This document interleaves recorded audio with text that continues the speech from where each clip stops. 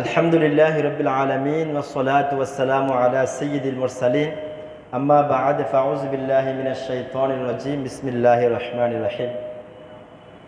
আমার নবী পাক সাল্লাল্লাহু আলাইহি ওয়াসাল্লাম ইরশাদ করেন, যে ব্যক্তি সকালে 3 বার এবং সন্ধ্যায় 3 বার দুরূদ পাক পাঠ করবে, তার সারা দিনের এবং রাতের গুনাহগুলো আল্লাহ তাআলা ক্ষমা করে দিবেন। সল্লু আলাল হাবিব সাল্লাল্লাহু তাআলা আলা মুহাম্মদ সাল্লাল্লাহু আলাইহি ওয়াসাল্লাম। সালাতু ওয়া সালামুন আলাইকা ইয়া সাইয়্যিদি ইয়া রাসূলুল্লাহ। তো ইসলামী ভাইরা, আমরা যেহেতু আজকে নামাজের প্র্যাকটিক্যাল শিখব, তো নামাজ আদায় করার জন্য আমাকে আপনাকে সবাই একটু আমার দিকে নজর দেন। নামাজ আদায় করার জন্য আমাকে আপনাকে 6টি শর্ত মানতে হবে। কয়টি শর্ত? এগুলো আমরা শিখি নাই। অনেকে যারা 1 মাস ধরে ইতিকাফের মধ্যে আছেন, তো এনারা হয়তো জানেন, এনাদেরকে শেখানো হয়েছে। তো যারা আমরা 10 দিনের ইতিকাফের মধ্যে আছি, এনারা জানে না। তো নামাজ আদায় করার জন্য 6টি শর্ত মানতে হবে। কয়টি? 6টি শর্ত অবশ্যই আপনাকে আমাকে মানতে হবে।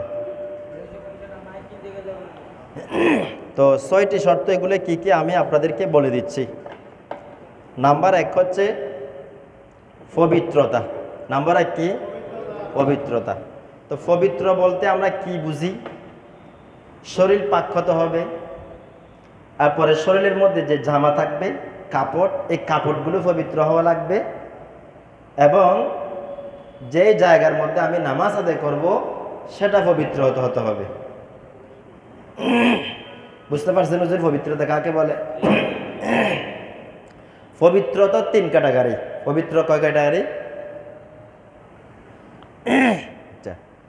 পবিত্রতার মধ্যে 3টা জিনিস থাকলে আপনি পবিত্র: শরীর পাক, কাপড় পাক এবং নামাজের জায়গাটা পাক। আচ্ছা, এটা একটি হলো নাম্বার 1 পবিত্রতা। আচ্ছা, নাম্বার 2 হচ্ছে সতর ডাকা। নাম্বার 2 কি? সতর ডাকা। তো সতর ডাকার মধ্যে কি আছে? পুরুষের সতর হচ্ছে নাভি থেকে হাঁটু পর্যন্ত। পুরুষের সতর কতটুকু? নাভি থেকে হাঁটু পর্যন্ত পুরুষের সতর। যদি নামাজের মধ্যে এরকম কোনো পাতলা কাপড় পরছে যেটার কারণে শরীরের রানের চতরের চামড়া বোঝা যাচ্ছে, অথবা চামড়ার কালার বোঝা যাচ্ছে এরকম পাতলা, অথবা নামাজের মধ্যে এরকম সিরা ফাটা প্যান্ট পরছে যেটার কারণে তার সতর দেখা যাচ্ছে নামাজের মধ্যে, তাহলে এরকম অবস্থায় তার নামাজ হবে না। তার মানে নামাজ পড়ার জন্য সতরটা কি করতে হবে? অবশ্যই ডাকতে হবে। ঠিক আছে, এটা পুরুষের জন্য। তো আরেকটা হচ্ছে কি? 2 নম্বর সতর ডাকা শিখলাম। এরপরে কি? কিবলামুখী হওয়া। অর্থাৎ নামাজ পড়ার জন্য আপনাকে পশ্চিম দিকে থাকতে হবে।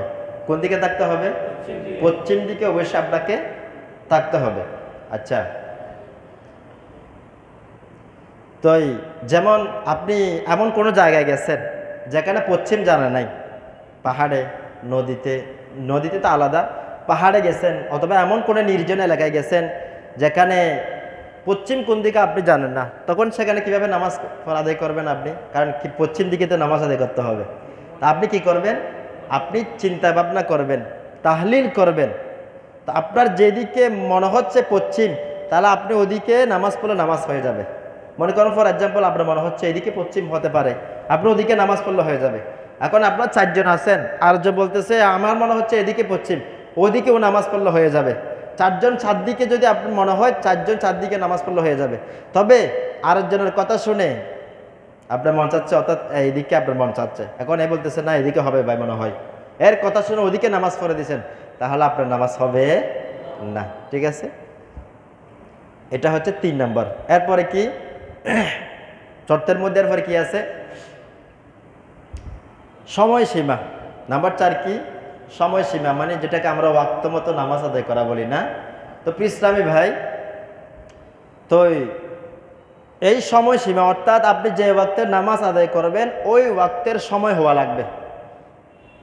যে ওয়াক্তের নামাজ আপনি আদায় করবেন ওই ওয়াক্তের সময় হওয়া লাগবে অবশ্যই। যেমন জোহরের নামাজ আদায় করবেন জোহরের সময়, আসরের নামাজ আদায় করবেন আসরের সময় হওয়া লাগবে। আচ্ছা, অনেক মানুষ মনে করে আজান দিলে তো নামাজ, আজান না দিলে তো নামাজ পড়া যাবে না। অনেকে আবার মনে করে জামাত শেষ হয়ে গেছে আর নামাজ পড়া যাবে না, এরকম মানুষ মনে করে। আজান না দিলেও আপনি ওই ওয়াক্তের সময় শুরু হয়ে গেলে নামাজ আদায় করতে পারবেন। যদিও জামাত শেষ হয়ে যায় আপনি নামাজ আদায় করতে পারবেন, এতে কোনো সমস্যা হবে না। যেমন মনে করেন আপনি বাহিরে যাবেন, আপনাকে ট্রেন ধরতে হবে, কাফেলা ধরতে হবে, আপনি সেক্ষেত্রে কী করবেন, 12:30 বাজলেও আপনি জোহরের নামাজ আদায় করতে পারবেন। কেন? ওই জোহরের সময় শুরু হয়ে গেছে, যদি আজান হয় নাই, আপনি 12:30 বাজে নামাজ আদায় করতে পারবেন। আরেকটা হচ্ছে, মনে করেন আপনি কোথা থেকে আসছেন, জামাত পান না আপনি, এখন বাজে 3টা, কয়টা বাজে? 3টা, জামাত চলে গেছে। যেহেতু জোহরের সময় 3টাও আছে, তাহলে আপনি 3টা বাজে হোক 3:30 বাজে হোক আপনি নামাজ আদায় করতে পারবেন। বুঝতে পারছেন এটা? তা আপনাকে সময়টা জেনে নিতে হবে। এখন তো বিভিন্ন অ্যাপসের মাধ্যমে জানানো যায়, ঘড়ির মাধ্যমে জানানো যায়, মোবাইলের মাধ্যমে জানানো যায়। তো এবার যখন আপনি কি করবেন, একটা সফটওয়্যার ডাউনলোড করে নেবেন। যেমন দাওয়াত ইসলামের একটা সফটওয়্যার আছে, এটা হচ্ছে প্রায়ার টাইমস। সফটওয়্যারের নাম কি? প্লে স্টোরের মধ্যে গিয়ে প্রায়ার টাইমস, এই সফটওয়্যারটা আপনারা কি করে নেবেন, ডাউনলোড করে নেবেন। সেখানে সময়, জোহরের সময় কতটুকু আছে এটা আপনাকে দেখাবে, আসরের সময় কতটুকু আছে, মাগরিবের সময় কতটুকু আছে এটা আপনাকে দেখাবে। তো এই জন্য আপনি ডাউনলোড করে নিলে তাহলে সহজে আপনি বুঝতে পারবেন। ঠিক আছে? আচ্ছা, সময়। এরপরে কি? নিয়ত করা। এরপরে কি? নিয়ত। অত নিয়ত কাকে বলে? অন্তরের ইচ্ছাকে কি বলে? নিয়ত বলে। তো এই নিয়ত মানে কোন, আপনি জোহরের নামাজ আদায় করবেন, জোহরের নামাজ যে আপনি আদায় করবেন ইমামের পিছনে জামাত সহকারে, এটা আপনার অন্তরের মধ্যে যদি থাকে তাহলে হয়ে যাবে।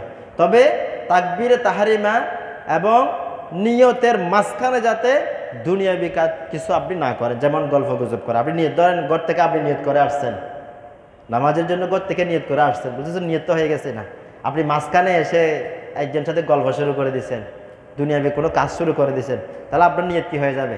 ক্যান্সেল হয়ে যাবে। আপনাকে এখানে এসে আবার নিয়ত করতে হবে নামাজের আগে। বুঝতে পারছেন হুজুর? ঠিক আছে। আচ্ছা, সর্বনিম্ন নিয়ত কোনটা দেখেন, আমরা এদিক সেদিক না করি, এদিকে একটু নড়াচড়া বেশি হচ্ছে, সবাই এদিকে মনোযোগ দিই। আচ্ছা দেখেন তো, সর্বনিম্ন নিয়ত কোনটা দেখেন।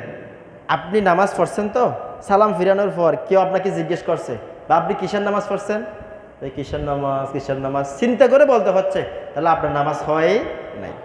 আমরা আরেকটা আছে, ভাই আসসালামু আলাইকুম রহমতুল্লাহ, ভাই কিসের নামাজ পড়ছেন? ভাই জোহরের নামাজ পড়ছি। তার মানে সে জানে যে কিসের নামাজ পড়ছে, তাহলে তার নামাজ হয়ে গেছে।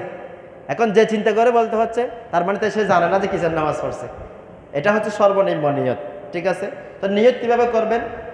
ইমামের পিছনে নামাজ পড়লে যে আমি কিবলামুখী হয়ে আল্লাহ তাআলার সন্তুষ্টির উদ্দেশ্যে এই ইমামের পিছনে আজকের জোহরের 4 রাকাত ফরজ নামাজ আদায় করছি, আল্লাহু আকবার নিয়ত করলে তবে হয়ে যাবে। তো মনের মধ্যে থাকলেও হয়ে যাবে, তো মুখে বলাটা কি উত্তম। ঠিক আছে? আচ্ছা, নিয়ত করা। এরপর হচ্ছে 6 নম্বর কি? তাকবীরে তাহরিমা। 6 নম্বর কি? তাকবীরে তাহরিমা। তো এটা ফরজের মধ্যে অন্তর্ভুক্ত এবং শর্তের মধ্যেও অন্তর্ভুক্ত। ঠিক আছে? তো এখন আমরা একেবারে প্র্যাকটিক্যাল নামাজের মধ্যে আমরা চলে যাবো ইনশাআল্লাহুল কারীম। সাল্লু আলাল হাবিব সাল্লাল্লাহু আলাইহি ওয়াসাল্লাম। তো তাকবীরে তাহরিমা এটা ফরজের মধ্যে শেখানো হবে ইনশাআল্লাহ। হ্যাঁ, সফরে গেলেন, সফরের মাসালা আলাদা। যদি আপনি 92 কিলোমিটার পরে চলে যান, 3 দিনের যদি রাস্তা হয়, 15 দিন থেকে যদি কম হয়, তখন আপনি মুসাফির থাকবেন। আপনি 4 রাকাত নামাজকে 2 রাকাত করে পড়বেন। ফরজ নামাজ, সুন্নতগুলা নফলগুলো থাকবে। ঠিক আছে? সাল্লু আলাল হাবিব সাল্লাল্লাহু আলাইহি ওয়াসাল্লাম। মুরব্বি জিনা কষ্ট হচ্ছে, ইনাকে শেষে চেয়ারে বসাই দেন না, মুরব্বিকে চেয়ারে বসাই দেন শেষের দিকে। আমরা মানুষের কষ্ট বুঝেন না দেখতেছি। আচ্ছা, 10-12 সেকেন্ড করে ভিডিও নেন মাদানী জন্য।